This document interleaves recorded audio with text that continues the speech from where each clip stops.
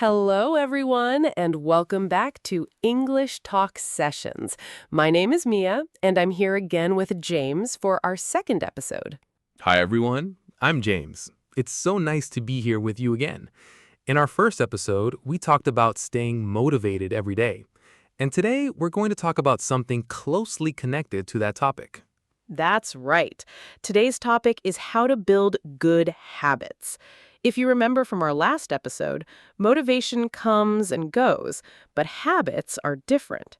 Habits are things we do automatically without needing much motivation at all. I think that's the real secret. Motivated people don't stay motivated every single day, but they build habits, and habits carry them forward even on the days when motivation is low.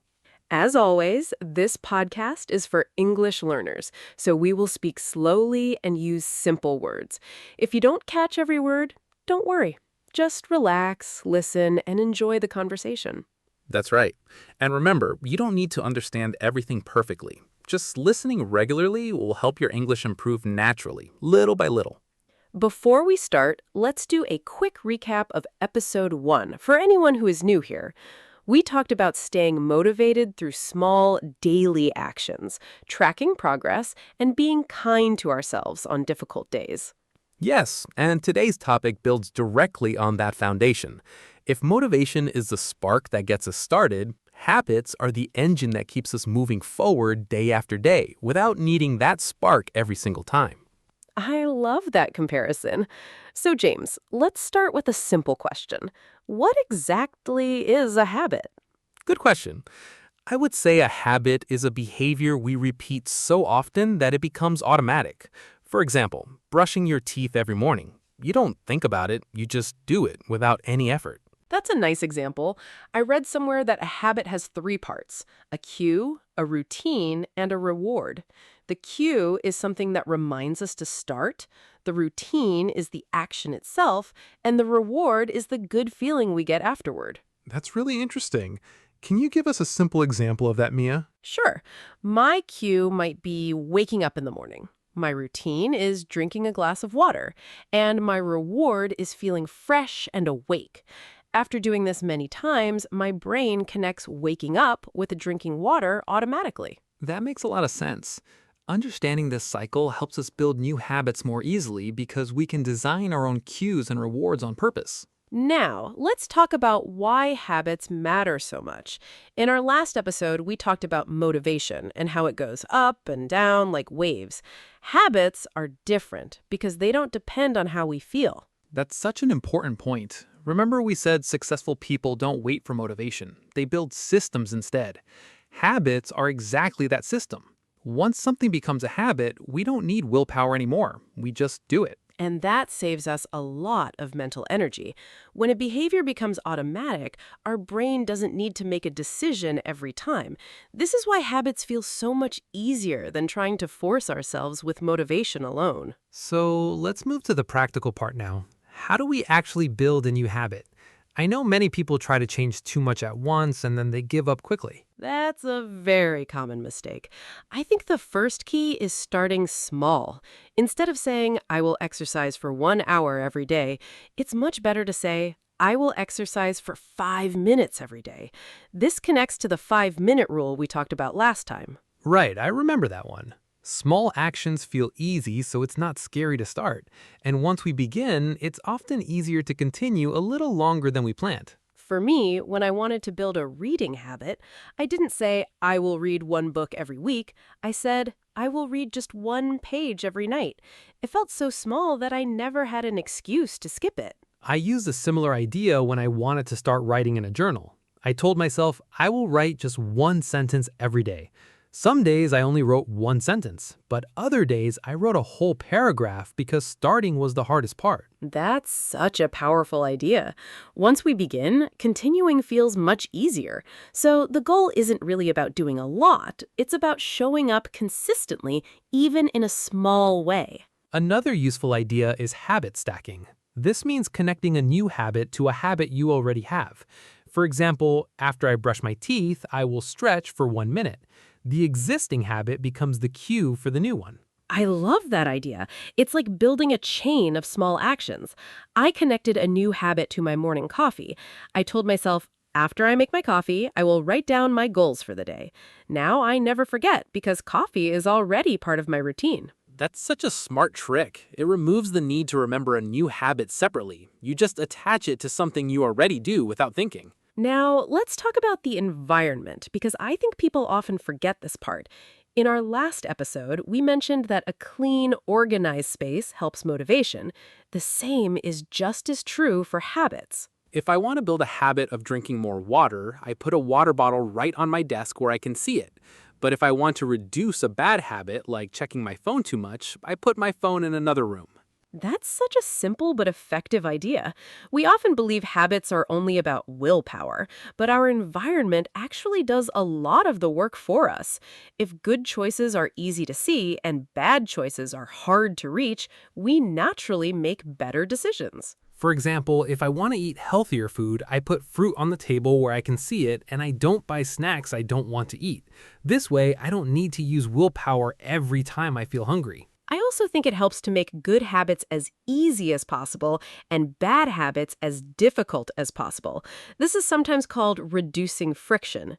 Can you give an example of this, James? Sure, I keep my running shoes right next to my bed, so in the morning there's no extra step between waking up and going for a run. The easier a habit is to start, the more likely I am to actually do it. I do something similar with reading. I keep my book on my pillow during the day, so when I go to bed, it's the first thing I see instead of my phone. On the other hand, for habits I want to reduce, I try to add friction. I log out of social media apps on my phone, so I have to type my password every time. That small extra step is often enough to make me stop and think before opening the app. That's very clever. Small amounts of friction can really change our behavior even without using much willpower at all. Now, I also want to mention something important. Habits often need to change when our life changes. A habit that worked well during summer might not work the same way during a busy work season. That's such a good point.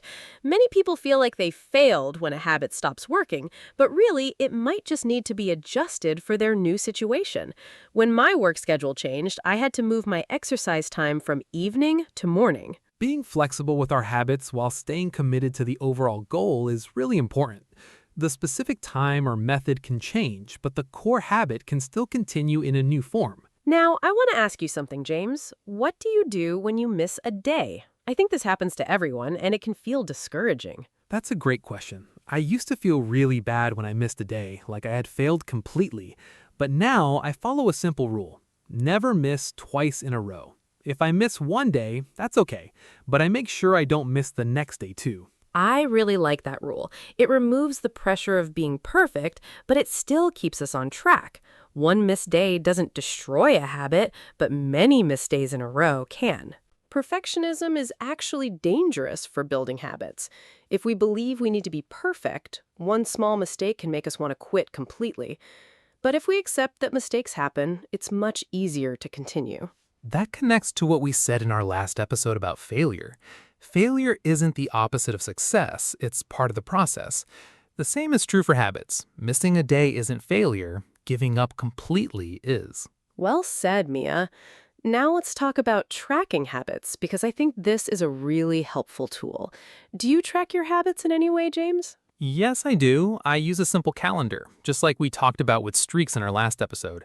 Every day I complete a habit, I put a check mark on that day. Seeing the check marks build up gives me a strong feeling of progress. I do something similar. I use a small notebook and I write a short list of habits I want to do each day. At the end of the day, I check off what I completed. It's a simple system, but it works really well for me. Tracking helps because it makes an invisible process visible. Building a habit can feel slow, and sometimes we don't notice the progress. But when we can see a record of our actions, it becomes real and motivating. Tracking also helps us notice patterns. I notice that I always skip my evening routine on days when I don't have a good morning. This helped me understand that my habits are connected to each other. That's such a valuable insight. Now, I want to talk about something a little deeper, the idea of identity-based habits. Have you heard of this idea, Mia? I think so, but can you explain it a little more? I'm curious what you mean by identity-based habits. Sure. The idea is that instead of focusing only on what we want to achieve, we focus on who we want to become. Instead of saying, I want to read more books, we say, I am a reader. This small change in thinking affects how we act every day. That's a really interesting way to think about it. So instead of just doing the habit, we start to see it as part of who we are. When I think of myself as a person who exercises, I don't need to convince myself to go for a walk. It just feels natural because it matches how I see myself. But if I only think I should exercise, it feels more like a chore I'm forcing myself to do. I really like that. When I started calling myself a person who writes every day, even before I had a long writing habit, it changed how I approached it. It wasn't about pressure anymore. It became part of my identity. That's a beautiful example. Every small habit we complete is like a small vote for the type of person we want to become. Over time, these small votes add up and they shape our identity in a very real way. That's such a powerful way to see it. It also means that setbacks don't define us. One missed day doesn't erase our identity. It's just one vote, and we can cast a better vote the next day. Now let's talk about something else. Keystone habits. This means one habit that naturally leads to other good habits. Do you have a keystone habit in your life, James? For me, it's exercise. When I exercise in the morning, I naturally want to eat healthier food afterward, and I also feel more focused during work. One good habit seems to create a chain of other good choices during the day. For me, I think my keystone habit is making my bed in the morning. It sounds very small, but it gives me a sense of accomplishment right at the start of the day, and it makes me want to keep that same organized feeling in other areas too. So, finding just one strong keystone habit might be more powerful than trying to fix everything about our life at the same time. Right. Instead of trying to fix everything about our life at the same time, we can focus on one keystone habit and let it naturally influence other areas over time. Let's talk about replacing bad habits now, because building good habits often means dealing with habits we want to remove. What's your approach to this, James? I think the key is not just removing a bad habit, but replacing it with something better. If I want to stop checking my phone before bed, I replace that action with reading a few pages of a book instead. If we only try to remove a habit without replacing it, we often feel empty, and the old habit comes back quickly. But if we give ourselves a new action to do instead, it's much easier to succeed. It also helps to understand why we do the bad habit in the first place. If I check my phone before bed because I feel bored, then reading a book solves that same need for entertainment, but in a healthier way. That's really smart thinking. Understanding the reason behind a habit helps us find a better replacement instead of just fighting against ourselves with willpower alone. Now, I want to talk about morning and evening routines because these two parts of the day have a huge effect on our habits overall. What does your morning routine look like, Mia? My morning routine is quite simple. I wake up, drink water, open the window for fresh air, and write down 3 small goals for the day. This only takes about 10 minutes, but it sets a positive tone for everything else. That sounds very similar to what we talked about in episode 1. My morning routine is also simple. I avoid checking my phone for the first 30 minutes. Instead, I stretch a little and think about what I want to accomplish that day. A calm morning really does affect the rest of the day. What about your evening routine, James? In the evening, I like to prepare for the next day. I write down my main tasks and I try to go to bed at a similar time every night. I also avoid bright screens before sleeping because it helps me sleep better and wake up with more energy. That's very similar to my evening routine, too. I also write in my notebook about what went well that day, just like we mentioned in our last episode. This helps me end the day with a positive feeling, even if it wasn't a perfect day. Routines like these create a kind of structure for our habits. Instead of relying only on motivation, we have a clear plan that guides us, almost like a map for our day. That's such a good way to describe it. Now, let's talk about patience, because this is something people underestimate when building habits. How long do you think it takes to build a new habit, James? Many people believe it takes only about 3 weeks, but I think in reality it depends on the habit and the person. Some habits form quickly, while others take a few months of consistent practice. The exact number of days isn't as important as the mindset. If we expect quick results and give up too early, we never give the habit enough time to become automatic.